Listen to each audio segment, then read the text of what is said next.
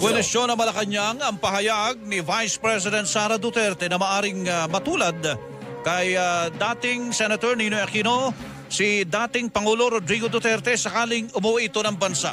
Ayon kay Presidential Communications Office Undersecretary Claire Castro, hindi maaring kumpara si dating Pangulo Duterte kay Aquino dahil wala namang record ang dating senador ng mass murder o crimes against humanity.